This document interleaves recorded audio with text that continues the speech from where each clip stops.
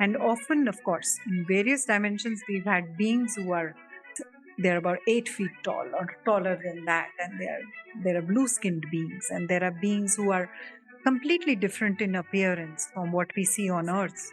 And then one day, it was almost a channeled message that came through on an Indian festival called Ganpati Utsav. So during that time is when I learned, and it came like a download, that the purpose of whatever you're doing right now is to activate the Ganesha within, the deity within. So your cells, your cellular memory literally contains that component already. It has that essence already.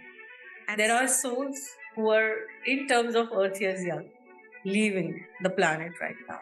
And so many of them are meant to leave right now. They're meant to leave for some of them for work which is happening in other dimensions. So they are not going to come back, some of them. Whereas there are others who will probably be back after highlighting something which was dysfunctional on this planet. There is no 5D, by the way, happening. It's not like you're changing an address till you work on your basics. So don't bypass that. That's been a very, very clear message. Learning has been a very important message. Be selective with where you spend your time and energy, because wherever energy goes, grows, right? So you're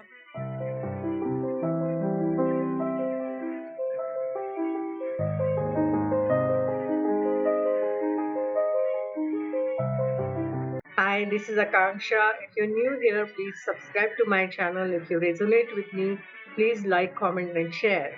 Welcome to Multidimensional Soul podcast and a talk show.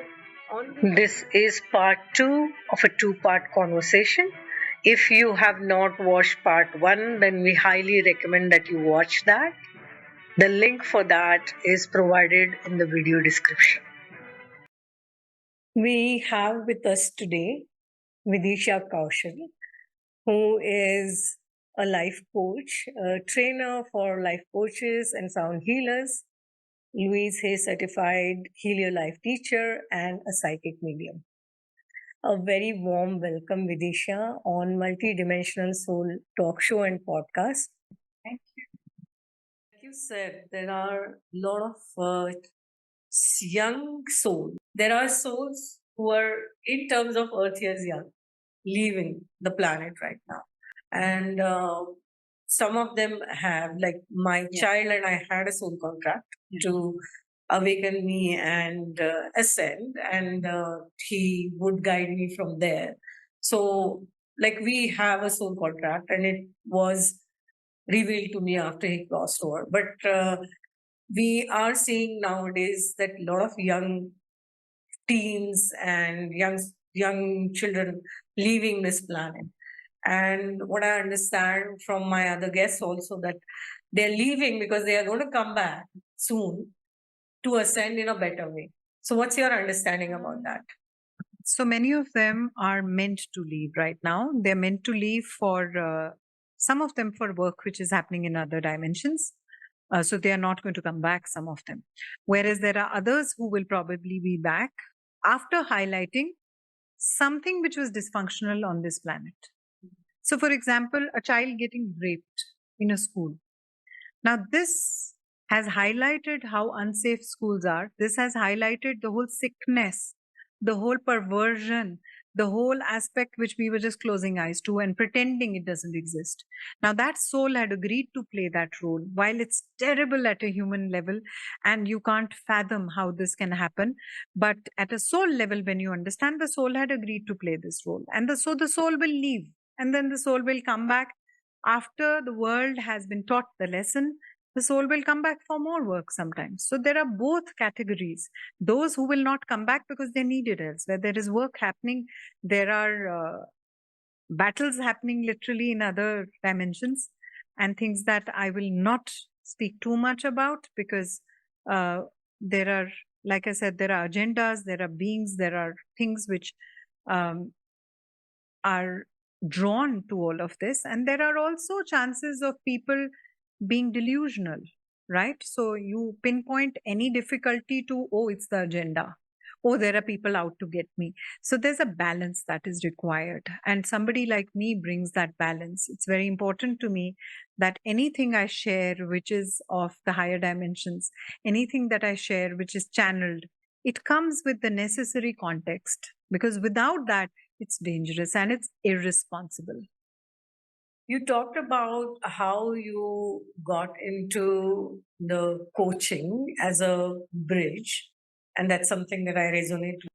I'm also playing one of the roles because I'm also a multidimensional soul. So Yeah. one of my purposes is to be a bridge between this and the higher realms. And you talked about getting into this work of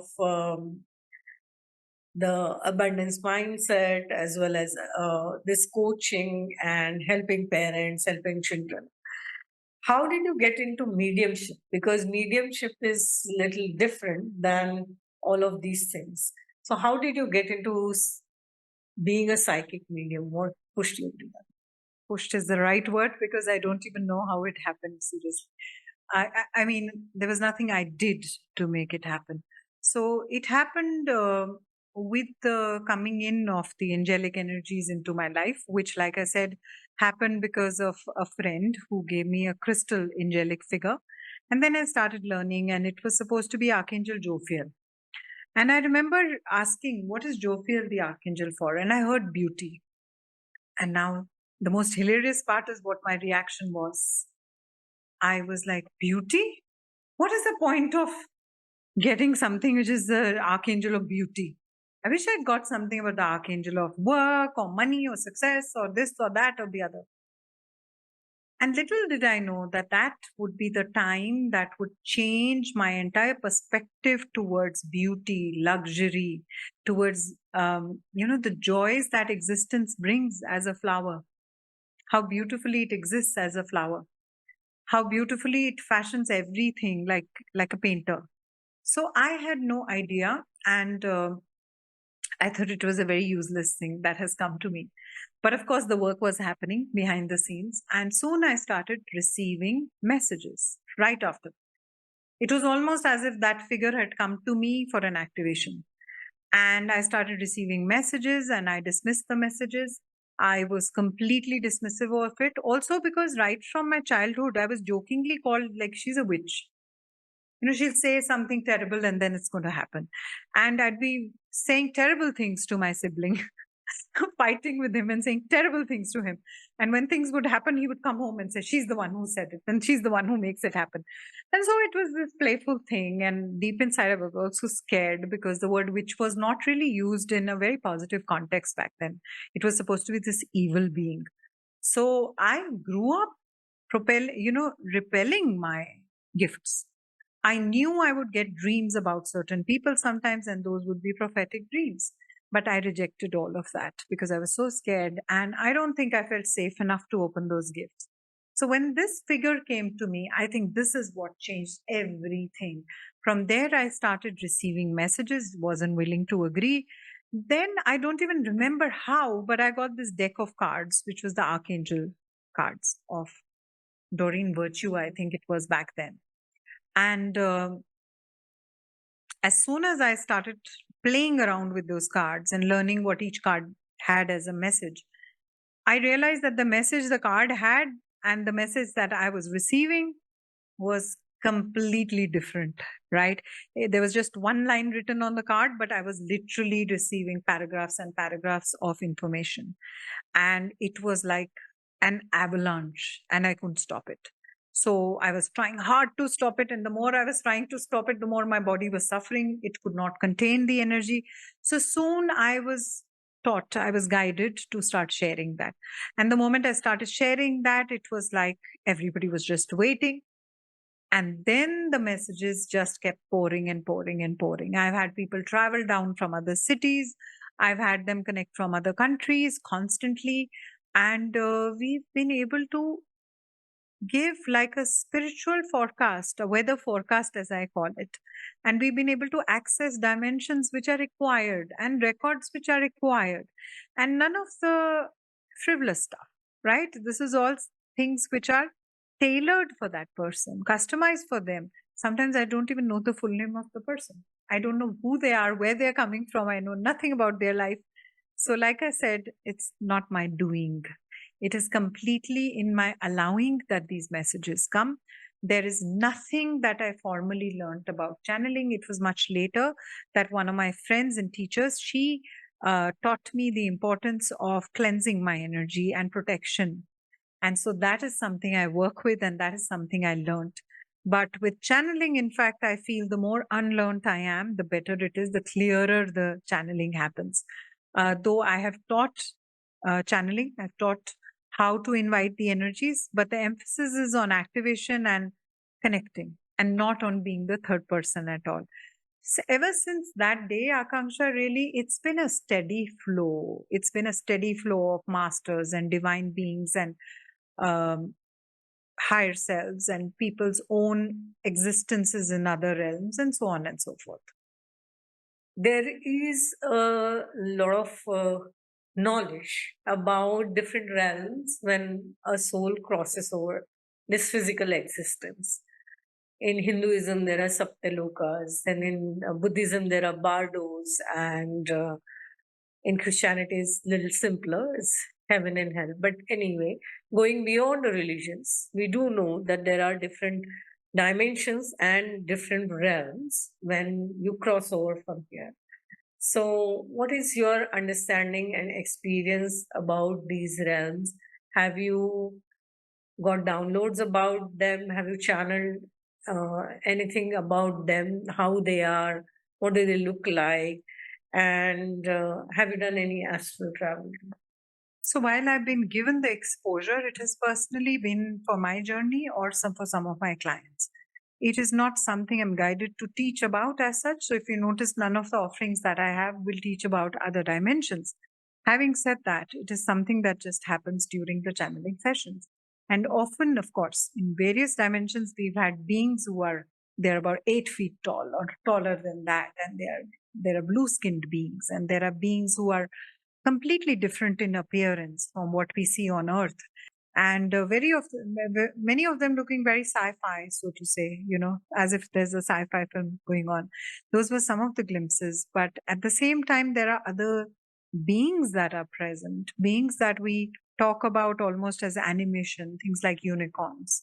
Animals which are extinct from Earth today also exist.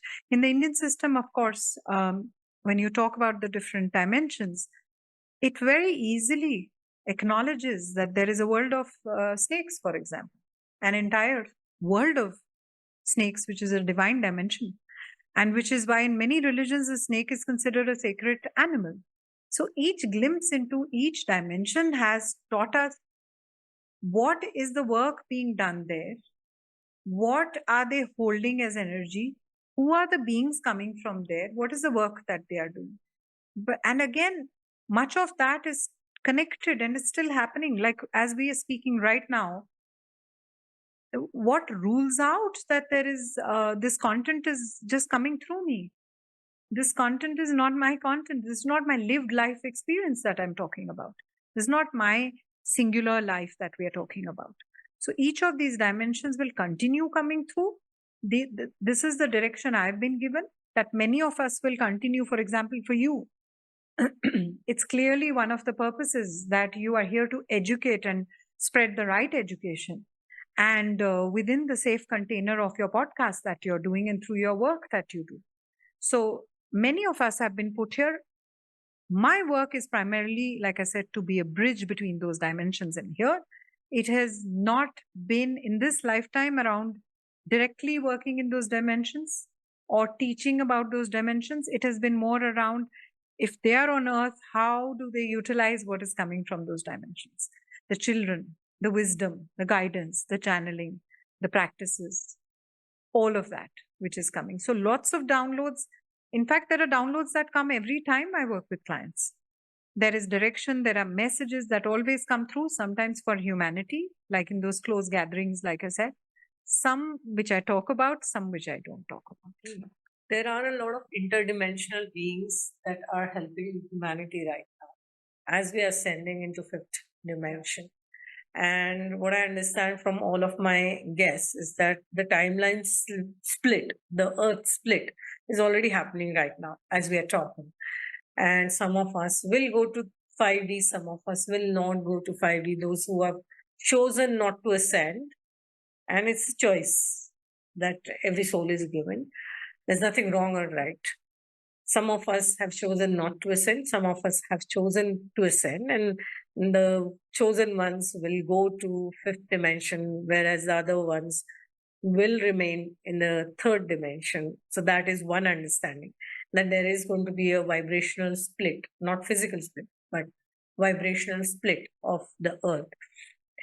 And there is another understanding that we are going to see interdimensional beings, extraterrestrial interdimensional beings, giving a full disclosure during the next year. What is the guidance that you have received from the interdimensional beings or ascended masters on the collective front for this? I think that's a very important question because the core message has been to get ready. The core message has been to focus on the body, start from the body, don't bypass that at all. Many spiritual people are thinking the body is just a temporary thing, so why do we focus on that? It is through this body that you will be able to connect and experience. So one is start with the body. So you will notice that more and more people, I'm not talking about the whole culture of pumping yourself with steroids and pumping yourself with chemicals. And again, so many souls are leaving to teach that lesson as well, right? So they are leaving, they're getting a heart attack, they're getting sudden death, they're dropping outside the gym sometimes. And these souls are playing the role of teaching that lesson to humanity. Some of them, of course, are under the agenda as well. I can't rule that out. But coming back to what are the messages, get yourself ready, not only physical wellness, but also your preparation to receive the vibrational shift, the calibration of 5D. Not everybody will be able to contain it. If you've not got your body in place, if you're not preparing your body, you're not shedding away all the blockages, all the stuff that is unnecessary, the clutter in the body that is unnecessary, the clutter in the mind that exists. So as you do more and more of that cleansing, as you do more and more of that well-being, similar to how in yoga, you are asked to master certain asanas, and only then do you receive initiation. You don't get it before that. So in a very similar way, get your lower chakra sorted, get your body ready, get your education in place. And by education, I mean learning and not the institutions. Get your relationships sorted out in terms of if you're with somebody who's draining you, I don't mean in terms of personality. I mean that in terms of your spiritual energy. You're with a vampire of some sorts. Please release that being from your life. Please release the presence which is draining you, which is not here to help you grow. And that doesn't mean you forsake your families and people who seem to be of a different consciousness. But if you recognize energy vampires, cut cords, remove your presence from them, because you can't be filling a bucket that has holes. So we can't be talking about 5D and all of that and yet be entangled with energy vampires on a daily basis, with things which really suck your energy. So be careful about that. Be very selective with your vibrations. Some of you are under compulsions. Free yourself of those compulsions. Why are we just talking about children with digital addiction? We're looking at senior citizens, we're looking at adults, we are looking at teachers, mentors, doctors, everybody falling for it. So free yourself of it. There is no 5D, by the way, happening. It's not like you're changing an address till you work on your basics. So don't bypass that. That's been a very, very clear message. Learning has been a very important message. Be selective with where you spend your time and energy, because wherever energy goes, grows, right? So you're manifesting. And many of you, if you are in tune with this podcast, for example, you're already a manifester. You're already somebody who understands energy. And if that's who you are, then it becomes your responsibility to manifest with consciousness, to not manifest with your ego. In fact, the word manifestation is almost going to be obsolete after some time, because it doesn't recognize the divine design sometimes. And it's sometimes very led by the ego. So don't fall for that. A lot of that is dictated by the agenda, so that you remain off the path and you're caught up in, oh, I want this position, this handbag, and this, that, and the other. Enjoy the handbag, enjoy the position, but move on. Ascend. Ascension is not just about sitting and meditating. Ascension is about what do you live day to day? What is the quality of your life in every day? So that's what it is. That's why even I talk about spiritual bypassing, working on your shadows, and as much as it is about self-realization, it is also about self-actualization and embodiment of that higher energy, higher self in this body, in the here and now. You often talk about you are the abundance that you are seeking and getting into the vortex. And we talked a lot about raising the vibration. How does sound help in all of this, and how can you get into that vortex easily? Like probably Abraham Hicks actually popularized that. But what is your experience about that? I think I learned this a long time ago, that when you pray, so a lot of people pray to gods and goddesses in many cultures, not just the Indian culture. So I somehow never resonated with the fact that you put an idol in front of you and then you do a certain procedure and then that's it. Because I was wondering that when that's it, then everybody is doing this, then why is everybody not in the same state of consciousness or in a higher state of consciousness? I would see people struggling, falling in victimhood, suffering, abusing it. On one hand, they are doing this worshipping, and on the other, they are yelling at somebody, abusing somebody. So it just didn't make sense. And then one day, it was almost a channeled message that came through on an Indian festival called Ganpati Utsav. So during that time is when I learned, and it came like a download, that the purpose of whatever you're doing right now is to activate the Ganesha within, the deity within. So your cells, your cellular memory literally contains that component already. It has that essence already. And so when you do a certain practice, it activates that essence. And then you take on the qualities of that deity, that god or goddess. You take on the power of goddess Kali. You take on the abundance of goddess Lakshmi. You activate that within yourself. And I'm talking about Indian gods and goddesses. It's the same energy, just known by different names in different regions. But really, abundance and everything else that you seek already exists within you. And it is just a matter of activation. And as and when things get activated, that is when you are that. You are that. Like you said, I was love. Because you are. It's just a question of activating it. It has always existed. You just needed an instrument to bring it into fruition. So, for example, the radio waves are all around us. You just need a radio which can dial in to produce the song. But has the song existed in the air even before you put this device? Yes, it has. It's just that the device or the medium or the practice or the ritual helps you to bring it into fruition, bring it into a physical form. It already exists in the subtle realm. So, what happens with, as soon as I understood that, I realized it's all about vibrations. And if it is all about vibrations, and scientists say it's all about vibrations, and every scientist has said it is all about vibration, then sound becomes the greatest method of transmuting. Because here's what I learned. The moment I heard the singing bowls, I remember I heard them playing in a healing center. And it's like I just knew it. I was drawn to it like I'm walking back to something that feels like home. It never felt like, oh, I'm hearing this for the first time. It was like returning home. And I remember one of my teachers who taught me, his words were, you're playing as if you've always done this in some other lifetime. And so I realized that probably I had. And therefore, that sense of recognition and ease and completely feeling at home with it. So there was the whole joy of learning how to play different instruments and learning about the power of sound healing and learning about the vibration of the instrument, and not just the physical sound that you hear, but the effect that the vibration has on the human body, on your chakras, on your blockages, But soon I realized that while it has profound effect on all of these things, it is also the center of existence. Existence literally is vibration. So when you are utilizing something, you are activating it within you and around you.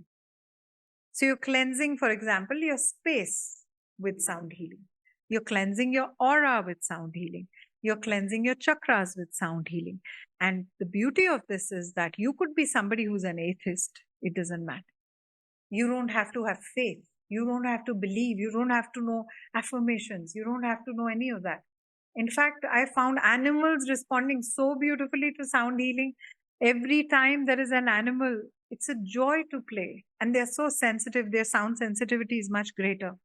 So plants respond beautifully to sound healing. So you don't have to have a belief system. And therefore, it is what it is. You're not kidding yourself. You're not in delusion. You're not just, it's not woo woo. It's not stuff that you're programming yourself for. It's not mind training of any sort. So that is important. But this is the real deal. So I've had especially men respond very beautifully to that because they are, in their words, realistic. They say they are realistic. But it also means that the left brain is exercised more. The right brain of, the components of intuition and emotion are sometimes less exercised. So they're able to access healing through sound healing very easily. They're able to calm down, feel peaceful. And of course, there is a whole science. There is the principle of resonance. So if I were to play an instrument of sound healing, which is calibrated to a certain frequency, and I put a glass of water near it, the water will start vibrating at the same frequency. And for us, 70% or so of the human constitution is water. So the water within you is going to respond. The clutter is going to settle. There are going to be divinely orchestrated designs and formations and patterns and activations that happen within people. And of course, there have been people who have just regressed or they have just accessed some other reality or they started channeling because their vibrations have been lifted so high and they are in that vortex of energy. And in that vortex of energy, they can access so much more. So that has happened too. So we've talked a lot about sound healing and vibrations. Can we do a short session on removing the blocks, energetic blocks within body or abundance blocks? Take a moment to just settle down.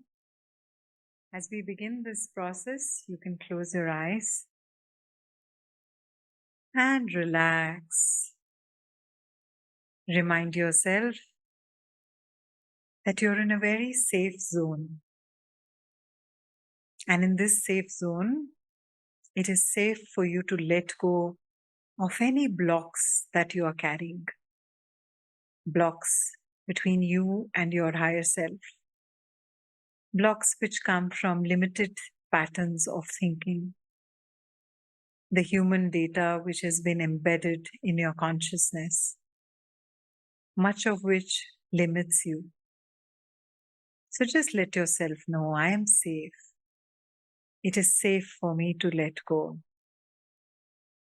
And as you do that, just notice if any part of the body feels stiff. And simply ask it to relax now. Right from the top of your head, allowing every part of the body to relax. And this feeling of relaxation is flowing into your limbs, into the spine, the chest, the stomach, into your hips and your legs, right down till your feet. The entire body is now in a deep state of rest. And as we go through this process, just allow the vibrations to permeate your consciousness. Focusing on the crown chakra right now, visualize the source energy entering from the top of your head, being poured into you as these vibrations clear away any blocks that exist between you and your higher self.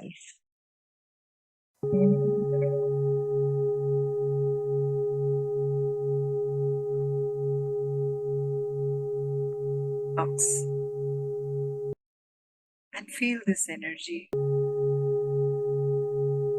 Now in your third eye chakra,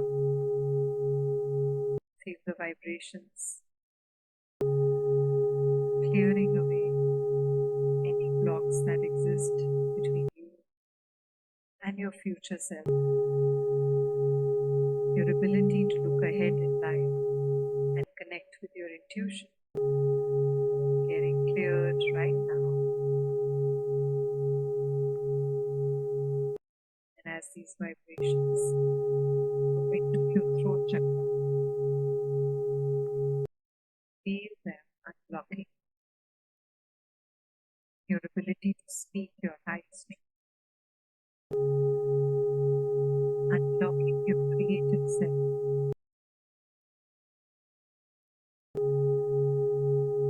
Now into your heart chakra. Any blocks about giving and receiving love getting cleared right now.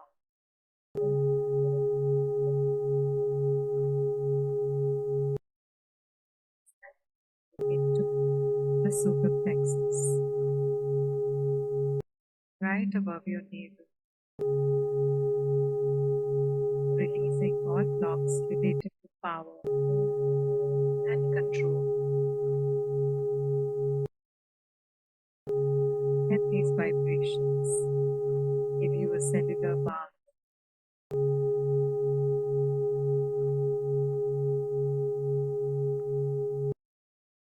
Down into the sacral chakra, which is right, unlocking all resistance to pleasures, the joys of life on this planet.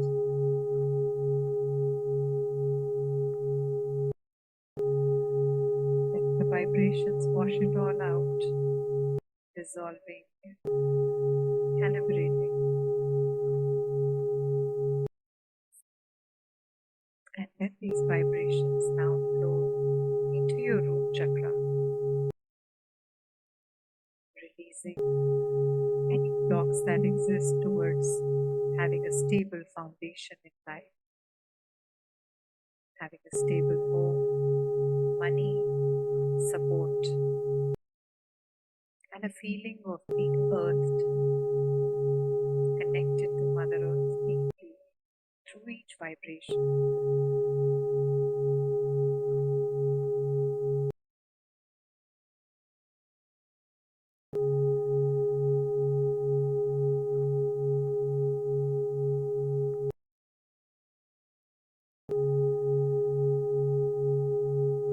Relax. Stay in this energy and allow it to become your predominant energy.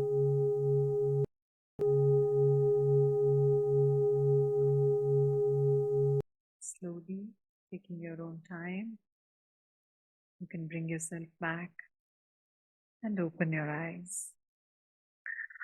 You talked about channeling the ascended masters like Babaji, Yogananji, and the angels.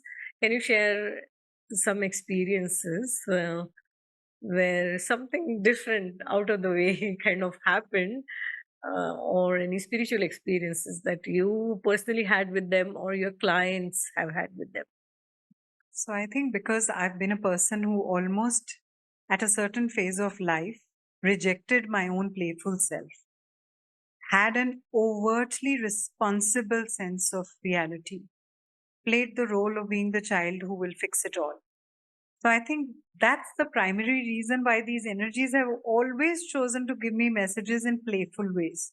It has never been one of the somber moments that you hear others go through, and I'm sure those are wonderful experiences. But for me, they happen in sometimes ridiculously entertaining formats. So to share something let's say I was thinking about a particular choice. There was a choice about the healing center that we were running. And so one day I am driving down to my house back from the healing center, and I have a question in mind. And it's a very particular question. So I'm looking for a sign, and I said, give me a sign, just tell me and tell me who's going to work. Because by now, my relationship with angels, I dare say, is almost irreverent. It's like they're my best buddies. So sometimes it's like, Michael, come on, I need a parking. Like, can you please get one? And it's sometimes just then that the car will pull out and I will just get in. Or it's things like, Michael, you have to make this happen. Or it's like, Raphael, need your energy right now, or Gabriel, or whoever I'm working with. And then I remember driving down with this question on my mind saying, can you give me a sign? So there's a whole series of events that happen, and this is entertaining. I get onto a bridge and I see two cars, both of them having the same number. So the alpha numeric number, the alpha component was different. They were from two different states, but exactly the same number. And one is on the left and the other is on the right. And very quickly, I realized they're telling me no matter what path you take, it's already been done.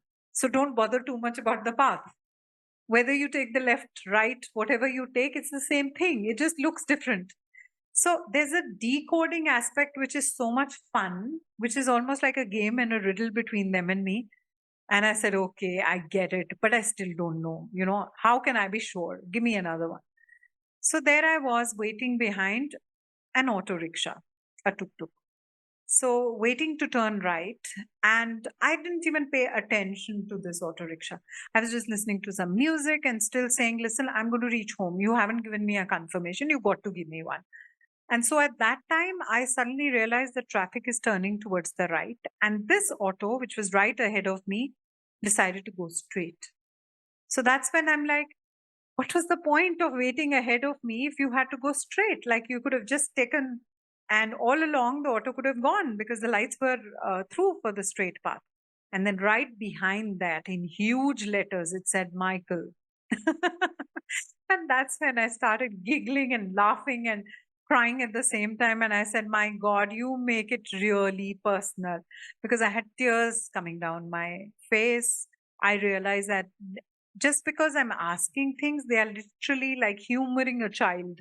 They're making me solve riddles and they're doing this. And just as I was about to turn towards my house, I see a car with the ATM pin that I have. So I used to always say, give me 3 signs. And they would always be very fun 3 signs. Sometimes my roll number in the boarding school. So I was in a boarding school for a while. And those who've been to a boarding school will remember that your roll number is more important than your name. Sometimes people won't even call you by your name. They'll just call you 622, look here. So I was repeatedly, whenever I asked for signs, I was given the roll numbers, not only of myself, but my 2 brothers as well. And I knew their roll numbers because roll numbers are literally written on bed sheets in our homes and towels and things which came back from the boarding schools. For years, we had those roll numbers. So every time I would ask a question, I would be given roll numbers. And however, while it was a fun message, it was always a very moving experience. It was very profound. It was like a privilege. I always realized that here I am like a child insisting, throwing tantrums, and awakening a part of myself which had become dormant. And they wanted me to get playful. They wanted me to be in that zone of acting out, which I had never done after I became the good girl. So there was so much happening, so many shifts happening through something which seemed so simple, so fun and frivolous, but it never was. It was really profound. Yeah. So beautiful and so fun. Yeah, they're literally light. They're light beings, so they are fun filled. So, yeah, my son also does that quite a bit. Yeah. And as you rightly said, that you have to decode, and decoding is fun. Okay, I ask all my guests a few questions towards the end. Can I ask you those? If you were to explain multidimensional soul to anyone, how would you explain it? So I think I'm a huge fan of simplifying things. If you realize, I don't use labels, I don't use words, I don't use jargon. So one easy way in which I always share is that if you can imagine an umbrella, and that's what your soul really is. And your soul then sends a fragment to Earth, and it sends one to another galaxy, and it sends one to another dimension. Now, while you, Akanksha, exist here, you also exist in another dimension and many worlds. So, in reality, we're all multidimensional beings. But the ones for whom this word is used are those who have a prominent presence in the existence in another dimension, and they're awakened to it. They're aware of it. They're here to utilize it also. There is a divine purpose behind them being multidimensional. So, for example, for me, I know I've been an old earth soul carrying, years and years, probably thousands of years of experience of the earth. But at the same time, I have experience of other dimensions. And that is what permits me to have the openness, to have the acceptance towards the children, towards people who are different, towards people who have special abilities, for example. It comes to me very naturally. There is no resistance to overcome. And that's one of the signs if you're a multidimensional being.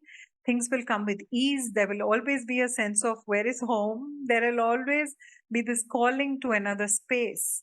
A lot of us have a beautiful relationship with the sky and with space and with the universe, essentially. Even from a scientific perspective, it will be there.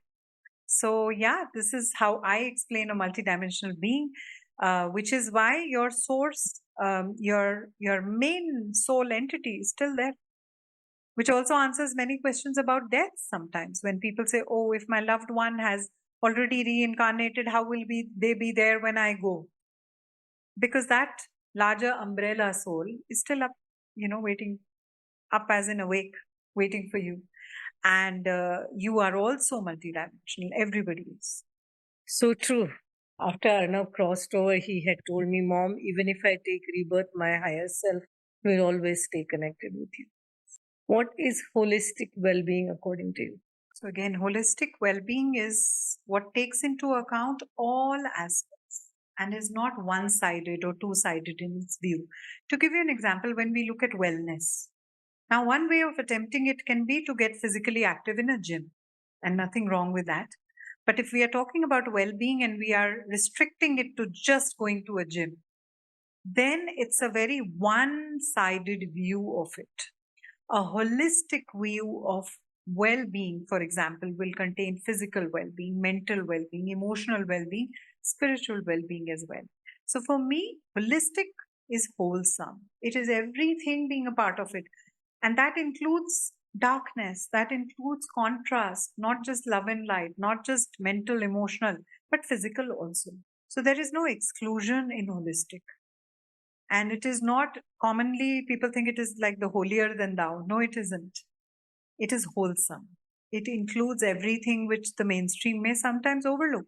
What is the ultimate purpose of life? I think the ultimate purpose of life can actually be understood if I ask, what is the purpose of this painting that a painter has made? What is the purpose of the painting? What do you think? To create. To create. The purpose of the painting is the painter is expressing him or herself through that painting, and yet that painting is unique. There is no other painting like that. Even if the painter decides to paint the same painting, it will never be. Every stroke is different. It is, of course, far more complex and enriching in the case of human beings because we are hardware, software, everything rolled into one. We are pieces of art and we are masterpieces and we are work in progress all at the same time. So when you ask about the purpose of life, it is to literally realize yourself. And by self, I don't mean the small, tiny self that has come into this body, but your whole self, the source which you are. So it's the source that is playing through you right now. And a glimpse of this is given to human beings through the process of reproduction, wherein when you bring a child, the child is literally coded with the DNA that you carry. So the creator is present in the creation. And that is what the purpose of life is, to unpack that. Look at the gifts you've been given, unpack those gifts, express them, let the creative force, let the source express itself through you. And that, I think, is the greatest purpose that you have.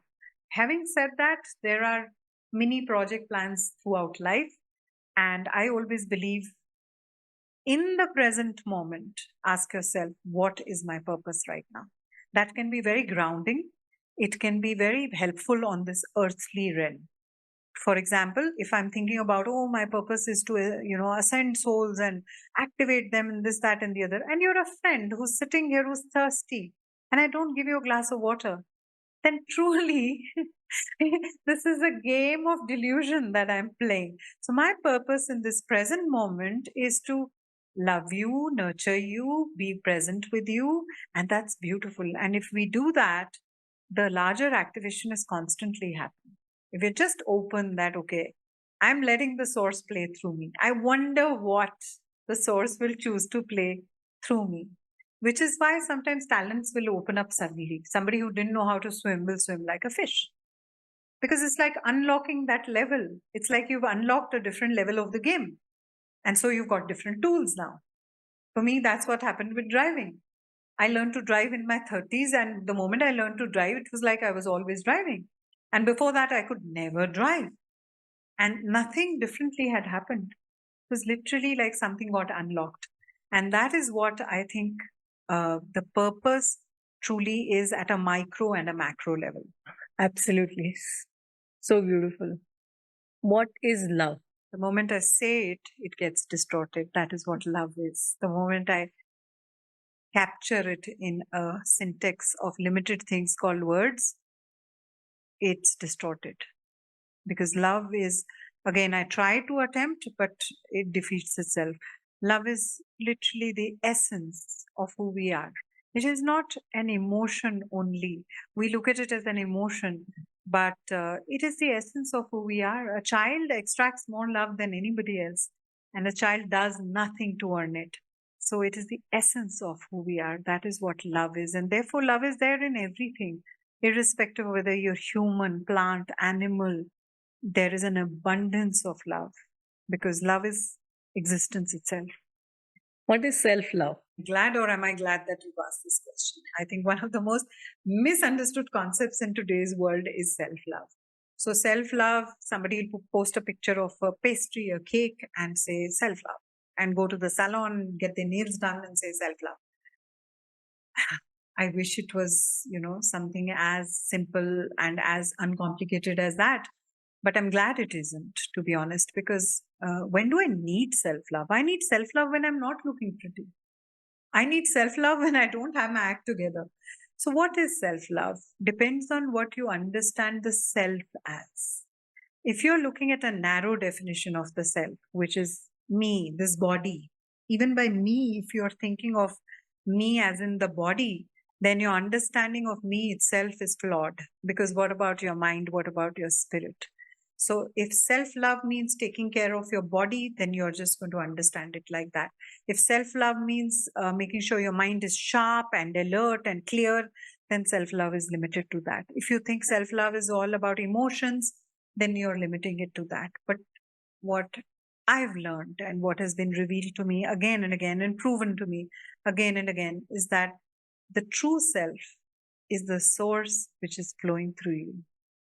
So when you can honor that this is the body made by the source, the same source which has made the galaxies and the mountains and the rivers, that mighty source chose to create this body. So then when I take care of this body, I'm not taking care of this myopic vision of self.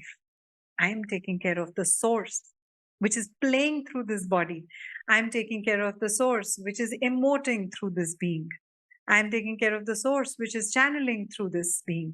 So if your definition of self expands to its whole essence, you merge into the source, and then every action that you do it out of love, which is why in certain cultures you'll hear that you offer the meal to the gods, you offer it to source, because once you do that, you are literally, the act of cooking itself is an offering of love, is an act of self-love. So depending on the level of consciousness, your self-love can be very restricted, very, very myopic, or it can be extremely expanded and one with life. What is your parting message for our audience today? The one thing I want to say to anybody who's listening into this is keep blossoming. Keep blossoming, not because something is wrong with you, but because you're meant to blossom. I always share the example of a rose. When it's a bud, it's perfect as it is. So you're perfect just the way you are, with the flaws, with the warts and all. But does that mean you're stagnant? Does that mean nothing is going to change? Change is going to happen any which way. You might as well participate in the change and enjoy the change. So the bud then blossoms into a half bloom. And when it blossoms into a half bloom, is it not the most perfect rose that there is? Of course, yes. But does that mean it stops growing? No, it doesn't. It then moves into a full bloom. And that's what we're meant to be. We're meant to blossom every moment. We're meant to express the source every moment. So stop playing small. Because your playing small is a play of your ego, which recognizes yourself as the small self.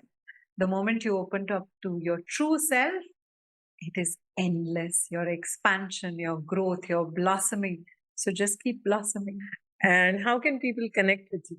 So I think some of the things will be given right in the description, which will be my Instagram handle, my YouTube handle as well, and my website address is given. So you can connect with me through any one of them. You can DM me on Instagram. You can reach out to me, and I am absolutely reachable. Like I said, I'm not the holier than thou master sitting somewhere in the Himalayas. You can reach out to me on any of the social media handles which are mentioned here. Thank you. Thank you so much, Vidisha. It's absolutely lovely having you here. Thank you. Akanksha, thank you for doing the work that you're doing. And it's such a beautiful story of transformation. And if you don't know her story, please check it out. It's such a beautiful story of transformation where the usual passage of grief has turned into this portal of transformation for so many souls. The teachers who come here, the speakers who come here, the seekers who tune in, the people who are just being led to this, everybody benefits from the beautiful work that you do, along with your lovely light being that you're channeling constantly. And I just want to say thank you. Thank you for watching and listening in wherever you are in the world. As Ramdas says, that we all are just walking each other home. So thank you for co-creating the new earth along with me and our guests. And if you resonate with me, do subscribe to my channel and do let us know how you find our episodes. Thank you so much. Lots of love.